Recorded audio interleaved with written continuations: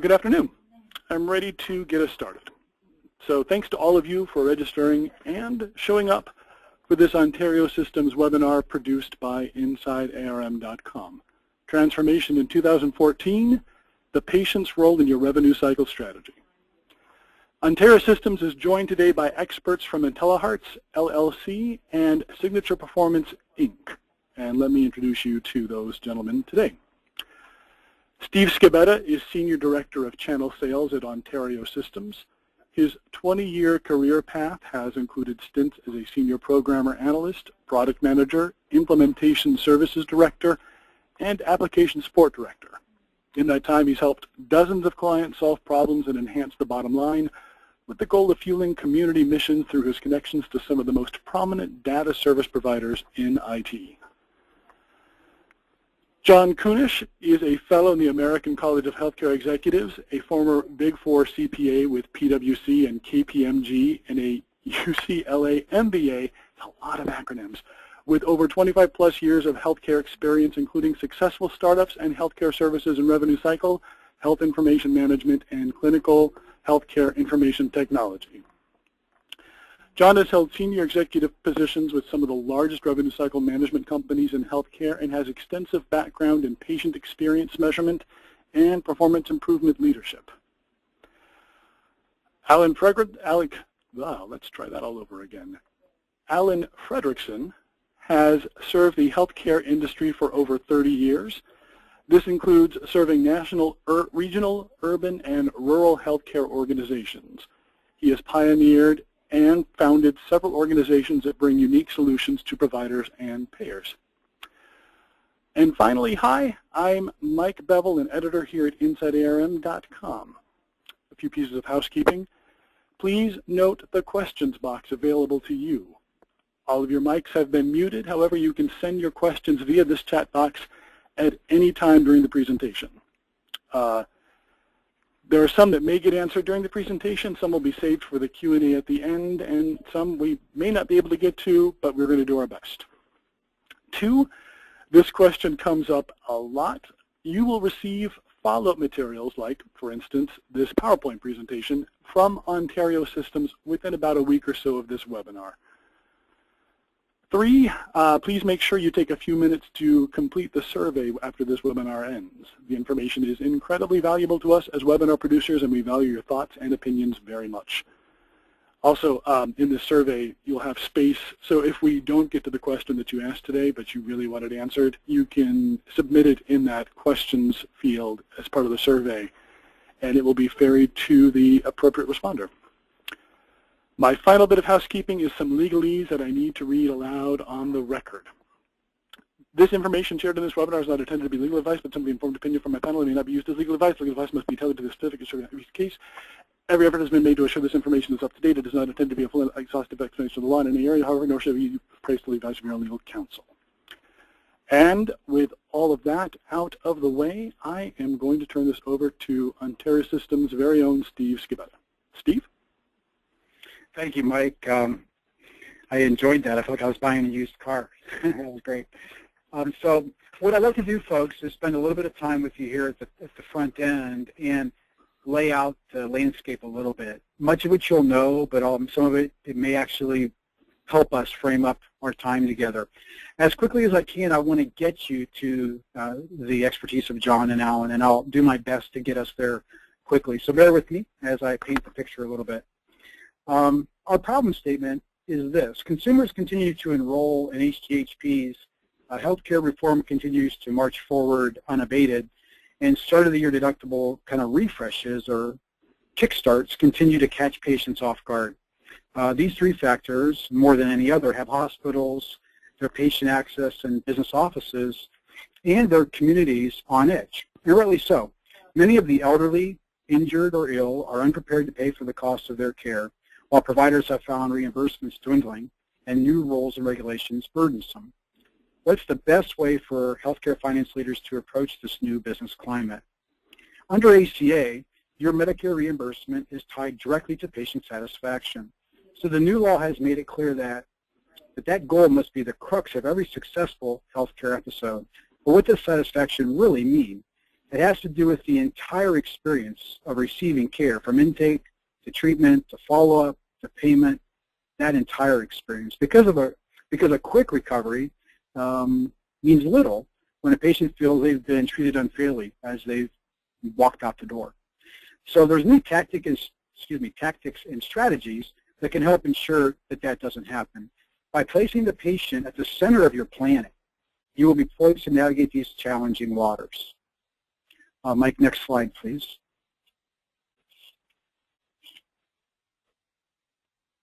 Thank you. So the facts are in. Patients are having problems paying their medical bills. That's no surprise.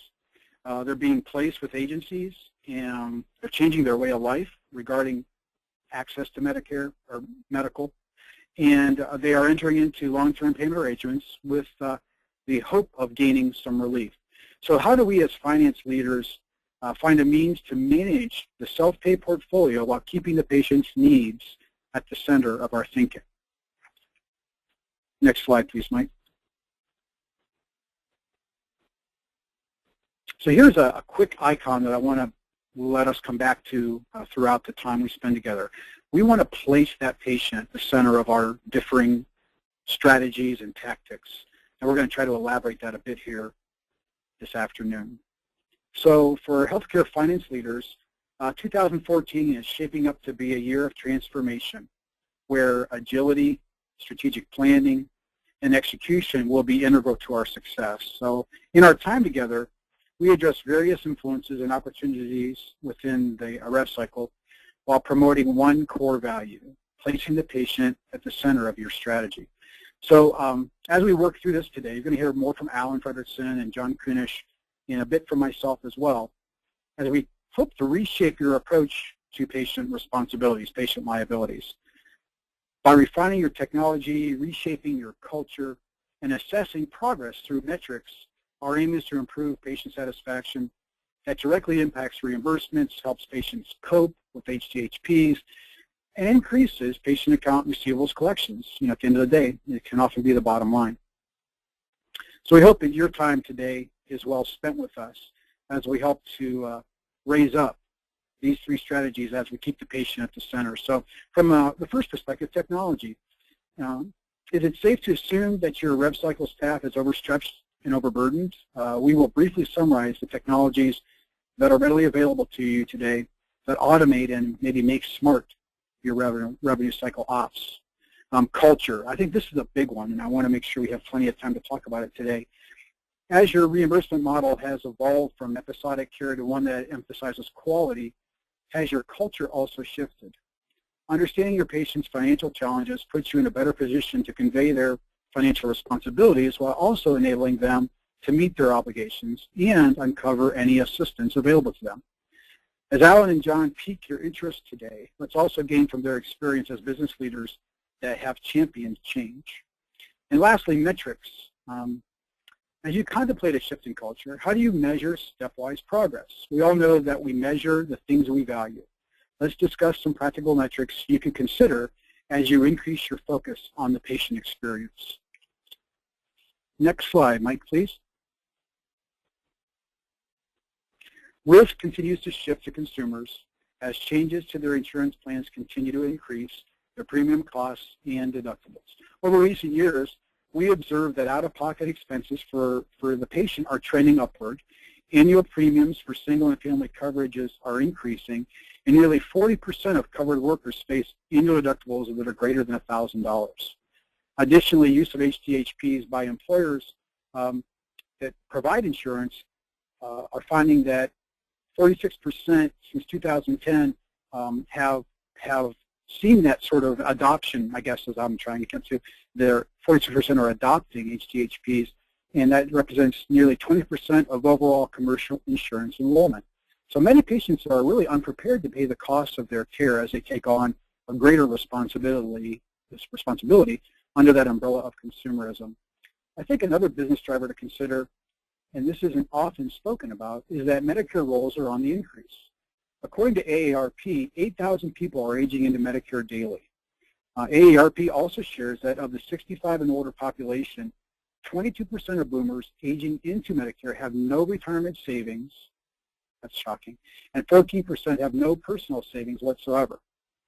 Of those coming behind them, the 46 to 64-year-old wave, 26% have no personal savings, and the average retiree spends nearly $5,000 a year on premiums, copays, deductibles, and non-covered services.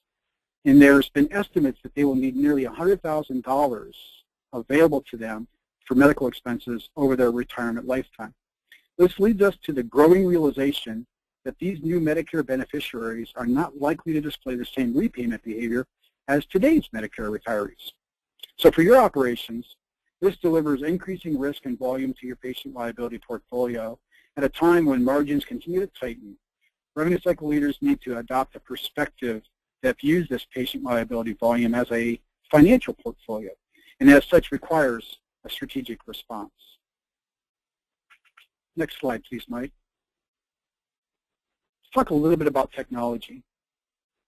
Giving your patients options can be a real breakthrough as you promote a collection program that both improves recovery and impacts patient satisfaction.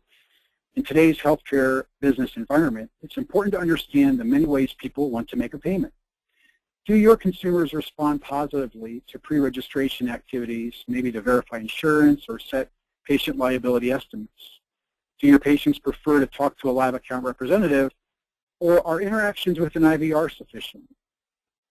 Do they prefer a letter or a web portal, or some blend of all of the above?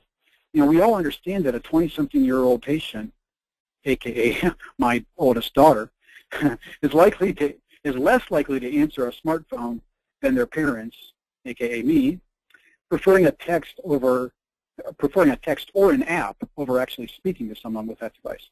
These many preferences highlight the need to establish programs that conveniently engage patients or consumers. So we recommend that you understand the preferences of your patients, their habits and likes, as you place them at the center of your rev cycle strategy. Next slide, please, Mike. We'll talk a little bit about some of those technology choices. You know, and I think the key here is it's all about connectedness. Automation, smarts, things like that are keywords as well, but I think it's all about the end result, and that is connectedness. So it's very clear to those that watch the industry that the call to action has been heard. For folks that are in their strategic rev cycle space, you're likely aware of the 2013 Black Book survey of many, many healthcare leaders, which indicated an intentional redirection of time, resources, and talent in response to altered payment models and regulations.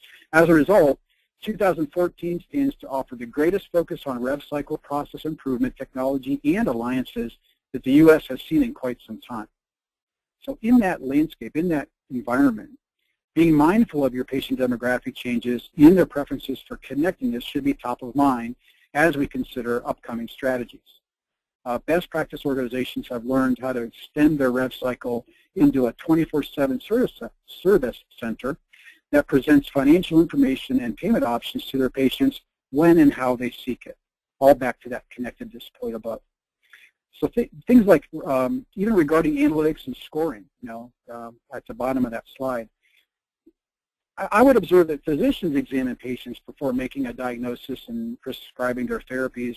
Is there any reason we shouldn't be doing something like that? It seems a bit worn out, but working smarter, not harder, is even easier with today's scoring and analytic models. So when you plan your connectedness to the consumer or patient, you can take advantage from impressive gains in technologies such as, and this is by no means an exhaustive list, patient bill estimation that allows you to set payment expectations early on in the patient engagement. Analytics and scoring, like I just mentioned, that can drive out segmentation that help you to better understand each patient's payment habits and maybe therefore efficiently increase cash collections. Automated and escalated workflows that improve the effectiveness of your staff and drops that to the bottom line. Contact management platforms that you see up here on the screen that do some contemporary things. They offer patient satisfaction surveys, scheduling reminders. They're very efficient in how they connect inbound and outbound voices and such. All of those things fold together to provide an improved patient experience. I mentioned earlier self-service. I think that's a big part of what we're all doing and finding a way to stretch our operational budgets, right, and get more out of them. So providing access to your patients 24/7, 365, whether it's a portal, whether it's an interaction with an IVR, I think that's very powerful. We found, quick sidebar, we found that with many of our clients that have deployed IVRs, at the end of the day, their most effective, quote-unquote, collector or customer service rep becomes the IVR, just because of how much it manages and how much it handles in an automated fashion. And I think last but not least, whether you're for-profit, not-for-profit, you've got some sort of financial assistance programs that you're likely offering, whether they're discounting programs or whether they're more formal as a 501R minded program. But to be able to deliver those things consistently and comprehensively, I think is powerful. And probably the best way, at least in my experience, to do that is to automate those things so that you're sure you're getting the coverage and you're sure you're meeting your obligations against those regulations. So again, many, many tools can be brought to bear, and you may be using some or all of those. But each of these tools, and like I said, and more, can be applied to your strategic rev cycle planning. So I would suggest that connecting involves not only knowing what type of contact your patients prefer, but having the infrastructure in place to respond to all of them in an appropriate manner. Like, for example, when you call a patient, the agent or the advocate, that's a better word, right? Advocate should be available to speak with them immediately without the delay or pause common on some maybe historic systems, back to the old telemarketing kind of days. Those days are gone. Things like your web portal, it should be available 24/7. It should be PCI certified. Boy, oh boy. I don't know about you folks, but I had to change out all my credit card information because of what happened at Target. So that PCI cert is very important. And I think your IVR should be certified as well to accept credit card payments in a very trusted, consistent manner. So I think what we're emphasizing is that each contact with your consumer or patient presents the opportunity to deliver a favorable experience while also driving the outcome you seek. And I think that's a key word to connectedness, is that being a very favorable outcome. The more ways you have to communicate with consumers, and more importantly, have them communicate with you, the better. Providing your patients connected and convenient solutions will increase cash, improve patient sat, reduce your cost to collect, and we believe trickle down to the bottom line. So with that, I'd like to pause it a moment and see if, Mike, if any questions have come in at this point. Not yet. Not yet? Yeah, as a reminder to people, if you have any questions that you want to submit to Steve over anything that he just covered, or if you have questions in mind on this topic at all, please feel free to send them in. Right. Sure, and again, I apologize for kind of talking at you so hard there, but we're through a lot of that sort of content, and I'm going to make sure you hear from John and Alan much more here in the remaining time. I'll MC those questions as you send them to Mike, and I'll try and raise them up, and between Mike, between John, myself, and Alan, we'll find a way to respond to it either during the session or, like Mike mentioned, after the session. I did have one sneak in here real quick, Mike, and I don't know, Alan or John, yeah. if you want to help me with this, I don't know. I know John and Alan, each of you have extensive experience with some of those contact management technologies that are on the screen there. So just simply stated, what are some of the contact management benefits that a business office or a patient access team can expect by deploying some or all of these? What are some of the business benefits of those? John or Alan? Sure. I'll be happy. It's John, everyone, and thanks for joining us. And, I think, Mike, one of the things that you talked about on this that's really important for everybody to get a sense of is, as we talk about the healthcare consumerism and the empowerment of the consumer and the technology that we deploy, you can't use this technology to stay disconnected or distance yourself from the patients. It's more important to allow it to leverage your ability to connect with them individually and personally, still as a patient.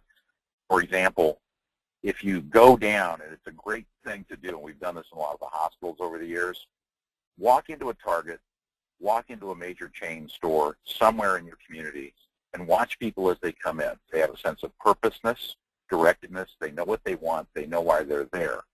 Then go down and watch the patients as they enter the front door of your hospital or your physician group practice, and you'll see that sense of a little bit of loss and bewilderment And so everything at that point that you have to do is to use your technology tools to connect with them, not just as a number and a patient reg number, but something that connects you to them personally and allows them to have a very scary, they're an involuntary participant in that value chain usually of coming in and needing health care, and use those tools to leverage your connection to them as a person. That's, I think, one thing I'd leverage, and I think, Alan, you use those tools a lot, and we use those successfully too. Yeah, John, this is Alan. I would agree wholeheartedly with both the comments you and Steve made. I think one of the real difference makers is to what extent do the staff and patients utilize the technology that's available to them. I don't know about you gentlemen, but I've seen a lot of variability. There is some staff members that understand the technology and utilize it at near capacity or its full potential. There's other staff members that perhaps do not understand it and therefore don't utilize it to its full potential, and therein lies an opportunity for improvement. And the same can be said from the patient population. How can we make our technology and our connectedness, as Steve alluded to, easier for our patients to embrace and adopt and fully gain from its value?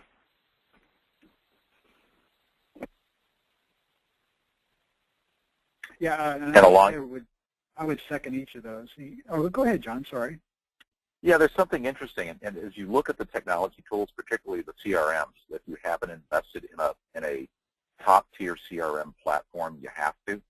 And one of the things, like we've trained a lot of our registration folks and facilities to actually pay attention to look at their address. How far away did they come to your facility? And if it's a long way, ask them how their drive was coming in. It's sort of these benefits of technology tools that are free and built into it if you teach your people to pay attention. Also, look at the date of birth. How was your birthday last week? Or, hey, happy birthday today. We used to actually spot reward registration folks that would acknowledge the patient's birthday and thank them, because that would just put them in such a great mood coming to the facility. Or if we asked them, how was the drive-in? Pay attention to the Weather Channel. Look at stuff that's related to their patient perception of coming to the hospital, which they didn't want to do in the first place. And I know it sounds simple, but it's so easy to do, and it's free benefits of the CRM that everybody on this call can do in their hospitals and physician groups tomorrow. And I think I would also add that I think some of our viewpoints on technology have shifted and changed, and they should shift and change over time.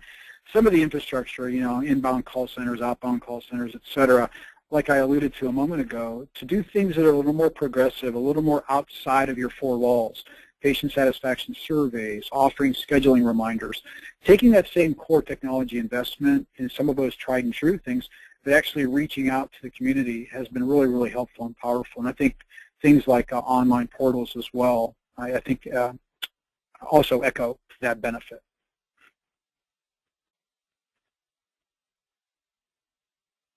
I know, Mike, we had a question come in about minimum payment amounts. Mike, you want to? Sure. Did you want to take base on that? Yeah, I'm happy. Yeah, to. The question came. Go ahead. No, please go ahead. Thank you. There was a question that came in, folks. Is there a minimum monthly payment amount that will prevent bad debt agency placement? This is a big issue, as everyone discussed. Having 12 months or 24 months or 25 months, time to pay was great when we had average self-pay balances or balances that were open after insurance of running at $400 to $500. But as Steve had said at the beginning, we're now seeing $1,500 to $2,500 average balances. That's very soon in the next 24 months going to be going to probably $4,000 to $5,000. So you have to refresh your view, and we talk about this a lot, that it's no longer self-pay and bad debt, and particularly as DISH payments are going away, reimbursement for that. What you really need to do is take a look at having patients perform on payment plans, and typically something in that $50 to $100 a month is generally reasonable, and you may end up stretching out to where you're going to have some payment plans running 50, 60, 72, 84 months, the whole point is you start to get frequent flyers, let them come in, keep going, and keep them on a performing payment so that you're translating a bad debt into an annuity stream. That's kind of one of the examples we talk about with our clients a lot.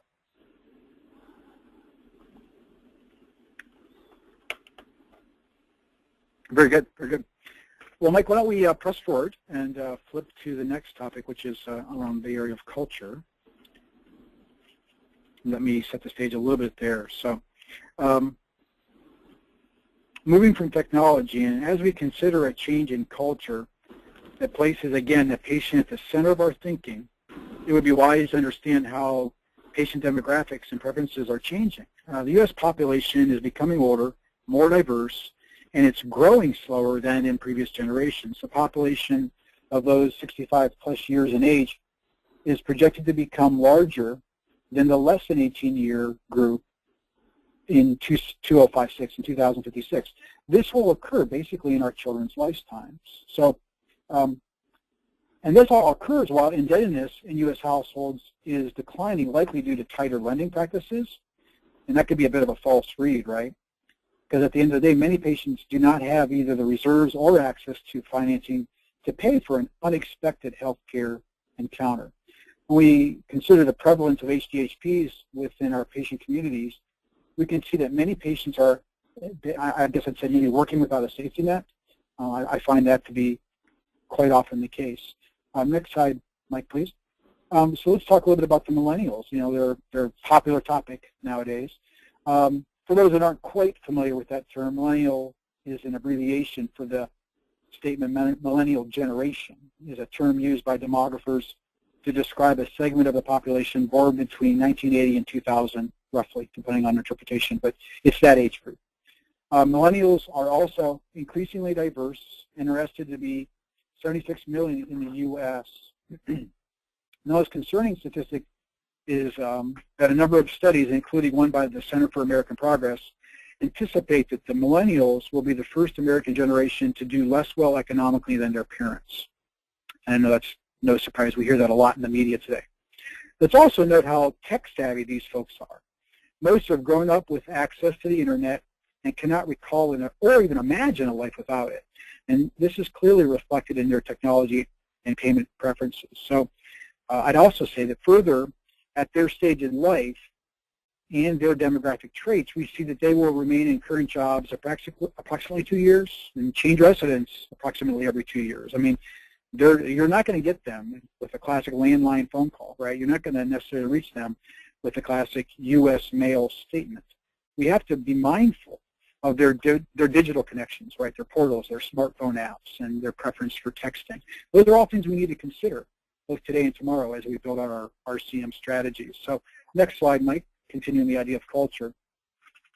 So we would suggest that a culture that recognizes the plight of the patient and presents them with financial information and options proactively can impact the patient experience. I know for myself, being the type of person I am as the head of my household, if I'm informed, that can be half the battle, right? If I understand and have information at my fingertips and it's been communicated clearly and proactively, that can help me move down the road. And I think that's true of a lot of folks. So I would suggest a proactive communication that begins at, you know, the patient access part of our rev cycle and carries through all the way back through PFS will serve both the patient and ultimately the provider. Reaching financial goals in a compassionate manner depends on a hospital's ability or a provider's ability to maintain consistency across financial assistance, discounting, and payment arrangement policies. And maintaining consistency implies a certain degree of automation. That consistency is driven by automation. So are you mindful, for example, if applicable to you, are you mindful of the guidance offered by 501R? Are you offering the right discount to the right patients every time? Are you delivering the same compliant, compassionate message? Perhaps more importantly, are your policies compliant with federal and state law? We believe an operations ability to take a holistic view of its receivables is a really key here. When you communicate with the patient, either by phone or in writing or the digital media we've been talking so much about, you need visibility to that patient's entire financial relationship with you. Without that visibility, it's easy for liabilities to kind of fall through the cracks or sit in the books for inordinate amounts of time. months or years. Focusing first on establishing a purposeful, clear plan based on your community's needs and goals. With that focus, then, establish communication strategies to effectively communicate those options to your patients. When you're ready to execute, technology helps ensure consistency and manage increased account volumes.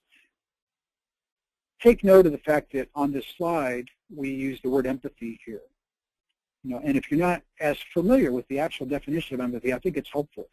Empathy is defined as a feeling that you understand and share another person's experience and emotions. We should all strive for an organizational culture that meets that mark. So with that, I'm going to bring my friend Alan into the dialogue and let him share his thoughts around culture and building up a best practice that emphasizes culture. Alan? Yes, thanks, Steve. As you opened this session up today, you referenced that it's one of the more transformational times, really, in the modern healthcare revenue cycle industry. And I think for the leaders of revenue cycle operations in healthcare, a couple of thoughts that I have that I think are going to be critical for the success in each of our healthcare settings going forward. And one skill that isn't often thought of, and quite frankly in interviews it's rarely discussed or looked into, is the skill of foresight. And we know how important foresight is to any leader. However, during transformational times like we're experiencing today and will well into the future, it really becomes an essential skill for a leader. And that's the ability to anticipate and then act on this anticipation. And then the knack to spot trends.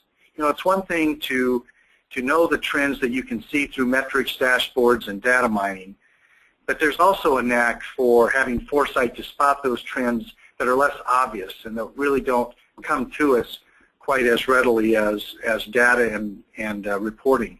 So I think foresight is really important in order to be successful and to create a culture that we're talking about today. And then, of course, I think another skill that's important, and again, it's due to the uncertainty of the times that we're dealing with today, and that is revenue cycle leaders really need to be a visionary, perhaps more so in the future than they have in the past. Knowing where you're going and what does that picture look like, and why is the approach that you've selected a better approach than other options and alternatives that may have been available? And what do the outcomes look like? How does it affect your patients? What's in it for your patient in terms of the approach and the vision that you're pursuing? And then, of course, you got to get buy-in from other leaders in the entity and your own department staff so they understand the vision and why you're pursuing it. That'll then mobilize all of your constituency, patients, and also your internal staff to really pursue the vision in a successful way. And I think another thing is being a great communicator. It's one thing to have foresight and vision, but it's another thing to be able to communicate it in a fashion that makes it crystal clear to those who are affected by your vision.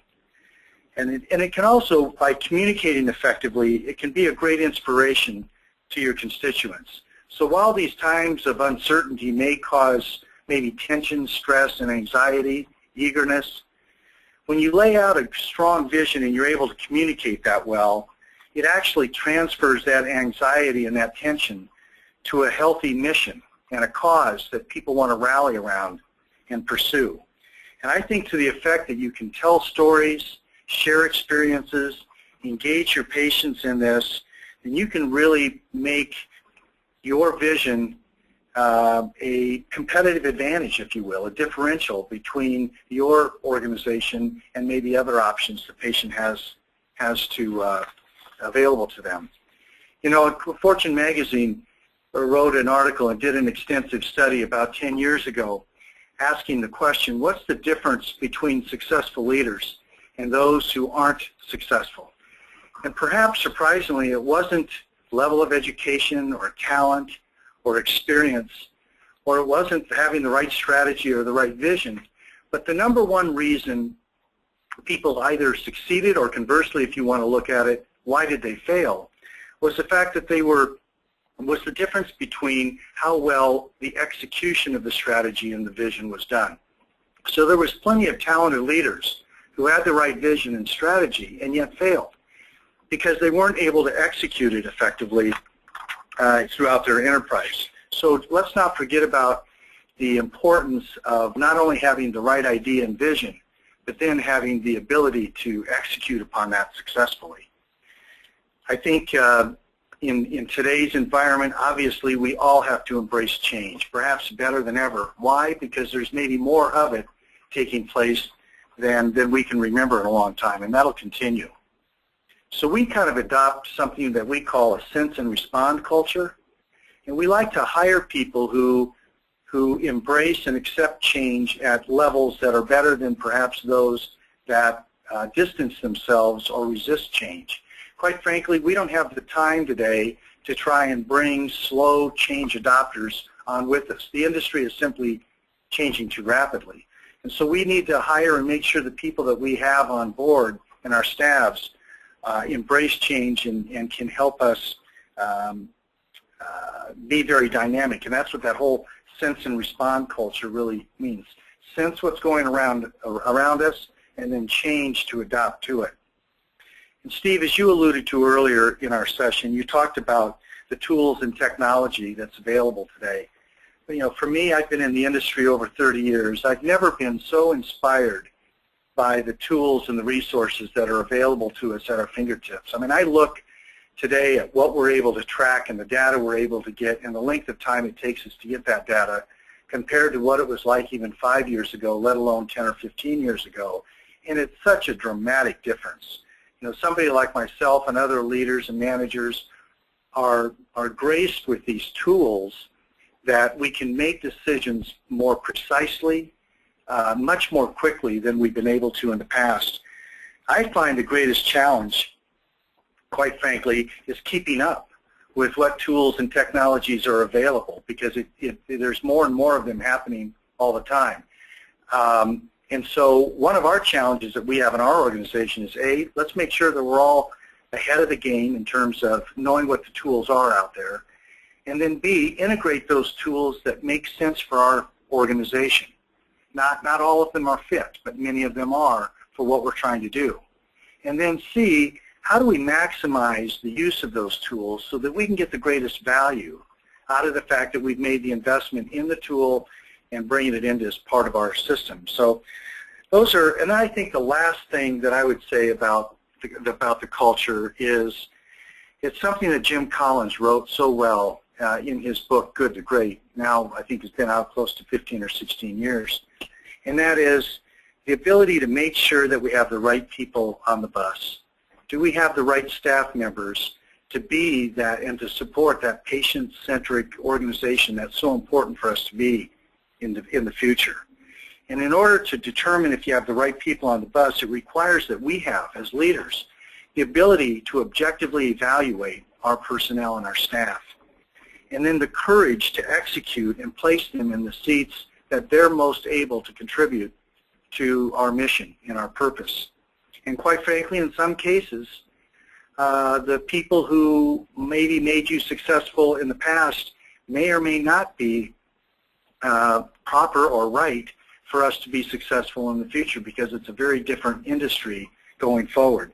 However, for those who can make that change and adopt to that, I think it's probably the most exciting time to be in the revenue cycle industry of any time. It's certainly over the 3 decades that I've been into it.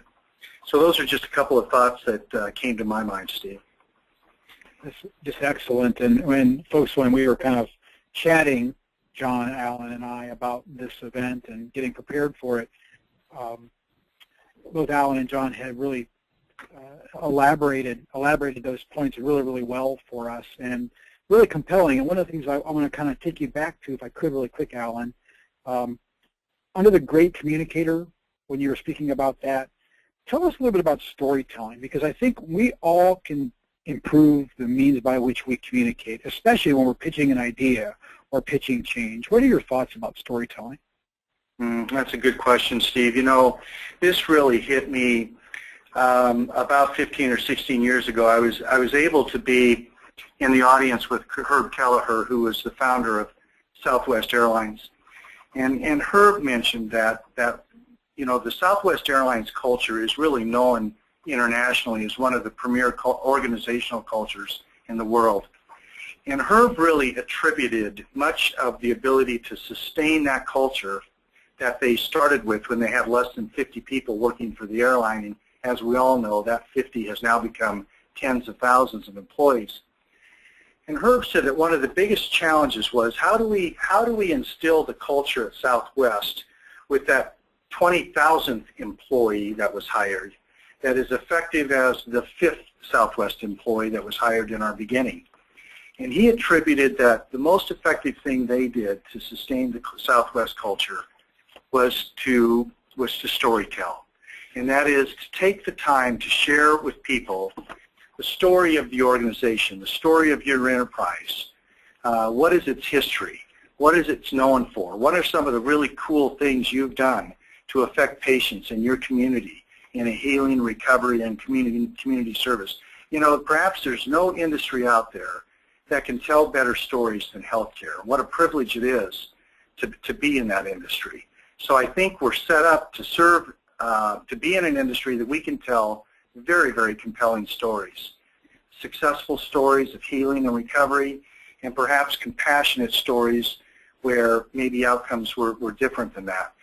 But, you know, stories really resonate with people. It helps them get the picture and understand the enterprise, and it becomes much more personal to them if they understand the story of your enterprise. So, you know, it's really hard to do because it takes time. And not all of us are skilled and gifted to be able to be good storytellers. But surely in each of our enterprises, we have people that are gifted and good at that. And I think you've got to give them the time to share that with their people, and then give our people the time to hear those stories. And in this fast-paced microwave world that we live in, sometimes we have a hard time pausing because we're worried about production and performance and so on and so forth. But I really think if you can integrate storytelling, and we all have plenty of them, it's just a matter of taking the time, you'll see that it provides you a competitive advantage and certainly gives you a performance edge.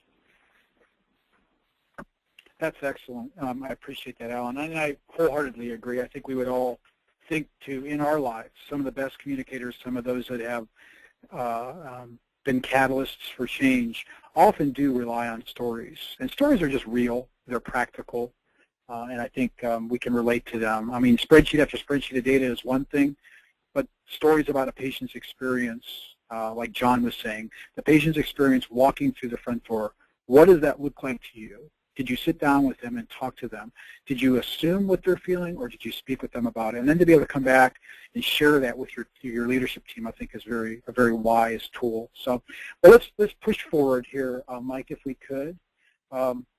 Next slide, I think, would be a good next step here. Let me tee this up real quick, and then hear from John a bit. So, if you would agree with us at this point that technology and culture changes are key to placing the patient at the center of your strategy, then how do we measure progress towards that goal? You know, with the right metrics, we can affect stepwise process improvement. So with that, I want to share, or actually turn over, so John can share with you his thoughts on maybe some metrics you would consider. John? Sure, thanks, Steve. And one of the most interesting things, and it kind of goes back to what Alan had talked about, is this whole idea of the aspect of culture and the experience and the empathy that it feels for a patient. So most of us kind of look at, and we've never won a 100 Best Hospital Award for our business office or patient financial services treatment, and it's always about the clinical care. And what's really important is to ensure that you give patient financial treatment to match your quality of clinical care in your institution. And what we've also found, and most importantly, is managing this patient experience, and again, using the technology tools to do it. But the single most important KPI that we've ever looked at is, do you actually answer the phone when your patients call you in your business office? And we always talk to our leaders, don't call in on the back lines. calling on the phone numbers that your patients are actually calling on to see what the wait times are and the hold times are. And most importantly, answer it in 30 seconds or less. And ultimately, when you're talking about to your leadership and the upstream cells, because there's always pressure of, well, you can't hire more staff. You've got to just reduce your staffing. Technology will help you, but at the end of the day, you've really got to change the equation to asking your folks of, if I can hire 3 or 4 more people to actually answer the inbound calls, because I'm running an 8 or 10% call abandonment rate, and that usually means that was someone calling us to pay a bill or talk about their bill and work out some kind of a payment arrangement. It's really important that you can change the discussion around to the actual cost to collect and the cost to recover. That's what the highly sophisticated organizations, the large CBOs, the major for-profit chains do. They continue to invest in that. I really wouldn't have anything else to add on this slide, I think, in terms of a metric, but it's simple. Really just pick up the phone when your patients call. That's the single most important thing to do. Yeah, I would second that. I had an opportunity working with one of our clients down in the Carolinas, actually in the past year, and they're a very mature business office. They're almost a prototype of what goes on today for a health system, a regional health system, and experiencing all those things, acquisition, experiencing physicians coming home, a lot of things. And part of that strategy was to consider call management, patient hold times, et cetera. And they were felt they were doing a pretty good job until they started putting some metrics on it, to your point, John. And they realized pretty quickly, in real time, that patients were holding a long time, and they were going through a secondary hold a long time.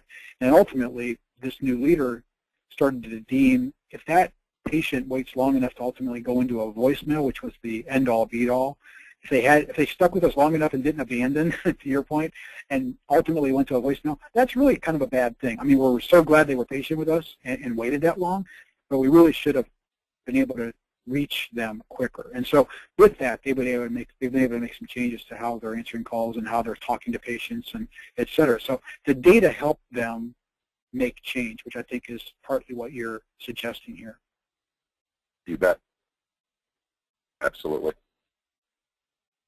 Alan, do you have any observations on any of these metrics in your organization? I would just, Steve, I would echo, we use dashboard, what you and John have talked about. We use dashboards. We have staff huddles every day to go over the key performance metrics. I totally embrace the data and how you use it, much like you've already said. So. Mm-hmm. Sure. Here, John, here's a question you might help us answer, John, coming in off the wire here. The caller indicates, back in my call center days, I managed, this inbound team, and my boss always wrestled with performance against an ambitious call abandonment or speed to answer SLA. And of course, there's a balancing act, right, John? How much time and money do you spend to get to that SLA? Do you have any thoughts on that, or is it, in your mind, it's because of the value, to your point about reaching the patient immediately, is that money just well spent? What are your thoughts? Where do you decide to draw the line where you'll take a longer than 30-second hold, for example? Yeah, we really look at this hard, and mm-hmm. It's always that dynamic of you're saying, well, can you really afford to sustain it? And what we usually do is when you look at the analysis of the value to a patient of what we call one-call resolution, they got a statement in the mail. We have all these great processes that we run through, say, on the self-pay side for a 120-day cycle. You have letters that gently escalate the process and let them realize that this is not going to go away. Your insurance has paid. You do have a financial responsibility. If they're calling to pay it, I really, really push hard, and we've all talked about this. Certainly you might get away with 60 seconds in general, but for the most part, you want to let them experience it. I called you, and I wanted to pay you, and your analogy, Steve, was great of, well, you know what? Your call is really important to us, but we're experiencing mm-hmm. usually a high call volume right now. Please remain on the line. Your call will be answered, and the order was received. So that goes on for about 3 cycles, repeats typically every 30 to 45 seconds. About the 10th time you hear that, you kind of have to sit there and say, well, somebody in this hospital or this airline or this credit card company had better hire some more people, because I'm calling you in response to a letter or a phone message you left me with your other technology. Pick up the phone. And again, you look at that average balance that they're calling to pay or you get an arrangement on. You know, the alternatives are you just let this stuff age and you say, well, you know, we're sending it out to a company that's going to go ahead and do payment plan arrangements, and that costs us 18% of the bill, and then it's not our problem anymore. That is a bad fallacy, because you chose that vendor or that contracting partner, or, well, it's not our hospital that's not answering the phone, it's an outside vendor, and we turned it over to them. That really begs the question of, well, that's even worse, because now you're saying that you chose people that don't value us as a patient. You got to go back to invest the money and invest in the technology and tools to make sure that patient experience is top-notch, because as Alan had said earlier and Steve alluded to at the start of this, perception of patient's experience around how they're treated is going to affect your reimbursement, particularly as the ACO rolls out and we start putting in these affordable ACO organizations to deal with global reimbursement. It's critical. I can't emphasize that enough. It's the marginal revenue of an additional staff person with what they can receive on inbound calls picking up the phone is huge. The payback's always there. I think another. Go ahead, please. Sorry, Alan. So John, this is Alan. I couldn't agree more with you. If you look at the philosophy, read the mission read your own mission statements, philosophy statements, and this whole webinar that we're hosting today is about being patient-centric. And to the extent you can have readiness available at the time the patient wants to access you, whether that be a technological tool or whether it be a human voice that's competent, well-trained, professional, and capable to deal with the patient request, whatever that might be. The hospital that is able to nail that within seconds, I think speaks to their practices being fully in line with their mission statement. And I would say for those who have these inordinate amounts of hold times and abandonment rates that John was referring to me that is almost hypocritical with many mission statements. You can't be patient-centric and expect patients to wait and be disenfranchised to be in contact with you. And so I just think we have to bite the bullet to say, what does it take to be able to respond to our patients when they want to talk to us, because it's a privilege. It's truly a privilege if they're engaging us, because we've got a lot of competition and patients are getting hit with connection points from a lot of different entities every day. And I would really stress the points that John and you have been making earlier, and that is bite the bullet and do what it takes to be able to be that kind of organization.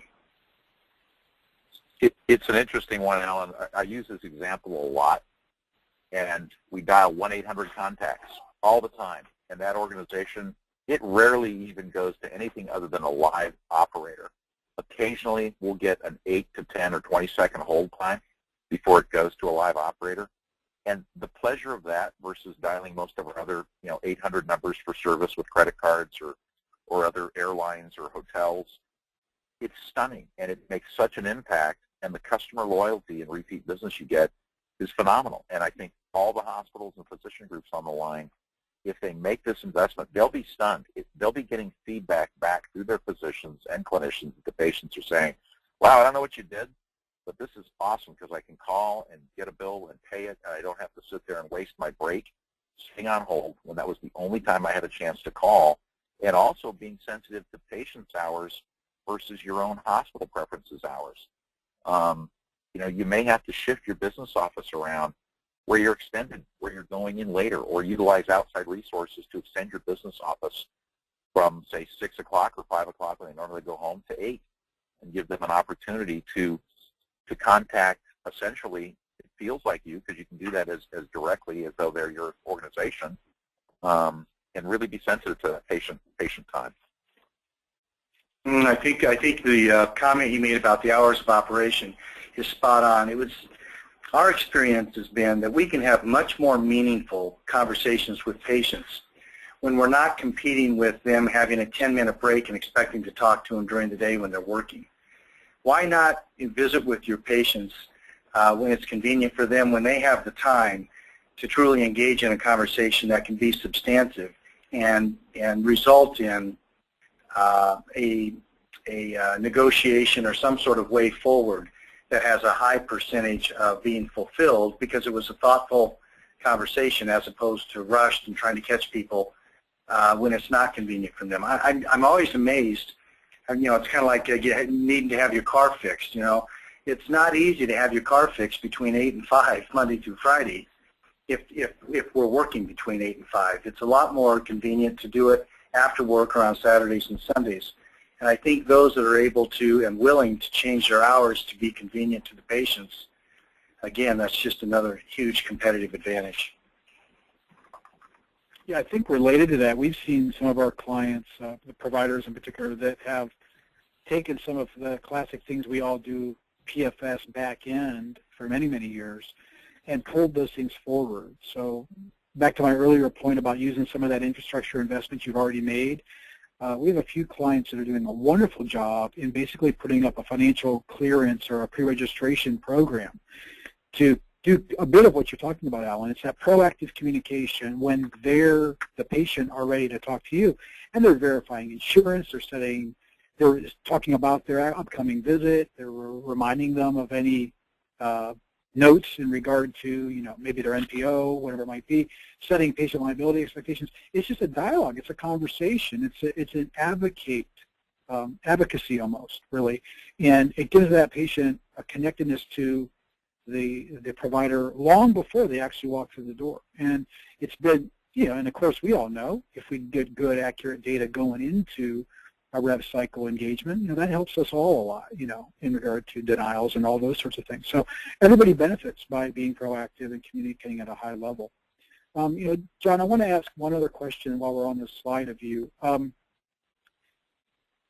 One could look at this and say, well, wait a minute, we're talking about really a very high level of service all through this webinar, reaching the patient, putting them at the center of our thinking, empathetic, all those sorts of things.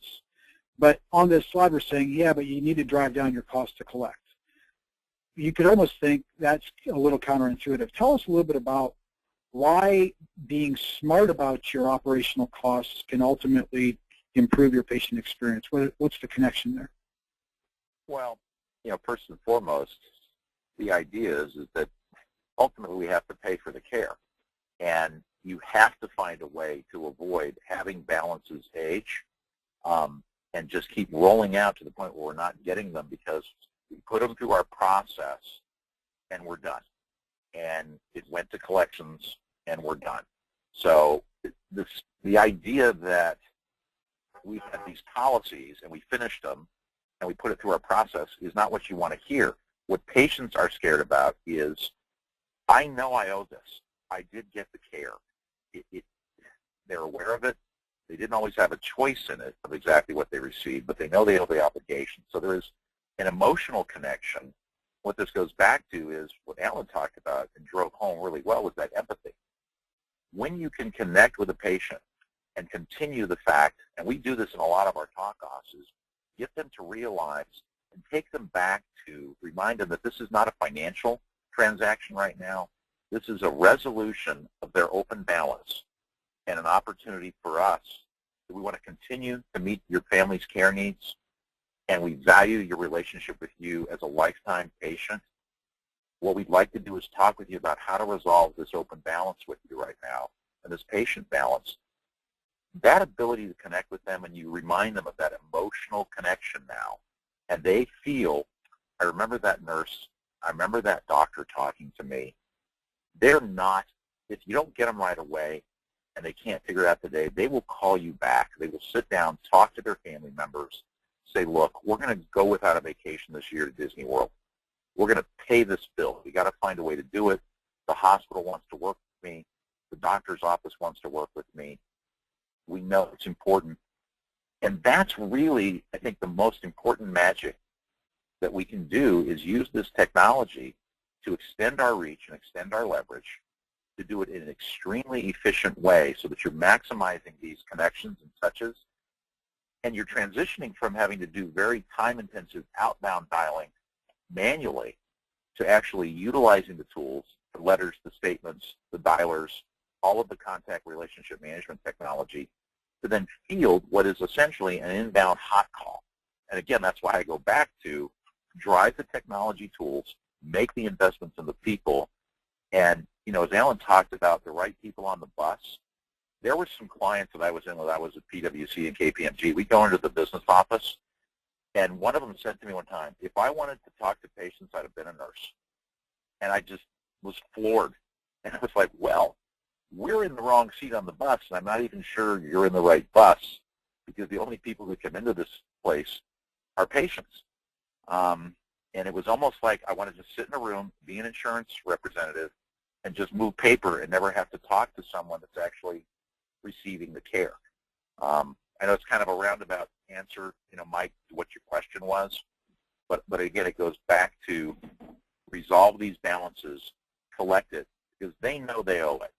And it may take you some time, but again, a performing annuity versus just a charged off bill that then starts having collection agencies and kind of the gold chain folks calling on these people, that's annoying to patients. They really, really take offense to being feel like they're treated like just any other person who went out and bought a Harley Davidson and stopped making payments, or bought a big screen TV and stopped making payments. That's not what happened to them. Great thoughts. Great thoughts. Hey, Mike, why don't we flip to the next slide, start to wrap this baby up, and I'll bring it home a bit. So I guess we've emphasized this, and let us say it again, you know, place the patient at the center of your rev cycle strategy in your planning, in your investments, in your storytelling, right? Thank you, Alan. In your storytelling, let's emphasize that patient mindedness and lean everything you're planning to do up against the patient experience and make sure it holds water. So I would suggest that perhaps more than anything, rev cycle leaders in the next year will best manage the risk of patient payments by meeting the consumerism of today's patients with a very consumer-minded rev cycle strategy. That kind of goes back to John's earlier point about, you know, the difference between somebody walking in Target with an earnestness and a purposeness and versus someone who kind of steps through your doors and feels like they're lost. You know, there's a very, very different behavior there, and that's where our empathy can come in and help us. So, you know, and this is coming from, you know, my part of this, and Alan and John as well. You know, it's in some portion of our work lives, we're technologists. We understand the technologies we spoke a little bit about here today. But I would suggest that deploying collection systems and analytics and dashboards and automated workflows, contact management, payment card processing, all the things I mentioned earlier, even things like adding talent and technology with outsourcing partners, all those benefits you can consider, all those tools you have available to you are all important pieces of the infrastructure that really helps build a sustainable RCM strategy. But I think what we're trying to get to today is that they're not really central. They need to be considered in light of placing the patient experience as the guidepost by which technology and talent and culture decisions are made. And if you do that, we feel that those time and talent investments are going to take you down the correct path. You're going to hit your revenue cycle strategy in stride, and you'll be right on the mark. So I guess in conclusion, no matter what your strategic or tactical response to this 2014 climate that we're in, we're going to suggest to you that the patient be maintained at the center of your strategy and your planning. Mike, you can flip to the last slide, I guess, and maybe draw us home. All right. Once again, I want to thank all of you for spending an afternoon with what is it, four of us, sure. We very much appreciate your participation. I also want to extend special thanks to today's panelists, Steve Scibetta of Ontario Systems, John Kunysz of IntelliHARTx, LLC, and Alan Fredrickson of Signature Performance, Inc. If you have questions about the content in today's presentation, you can send those to a variety. We have a variety of places you can send those. You can send them to editor@insidearm.com. You have a choice of 3 other emails here. You've got Alan's and John's and Steve's. So if you have questions you want to ask any of those gentlemen specifically, you can send them there as well. We'll ferry those. If you send them to the editor@InsideARM address, we will make sure that those get ferried to the appropriate responder. And with that, I'm going to say goodbye. Thank you all again. I hope it's spring where you are. It almost is here, and I'd like to go take advantage of that. Have a great afternoon.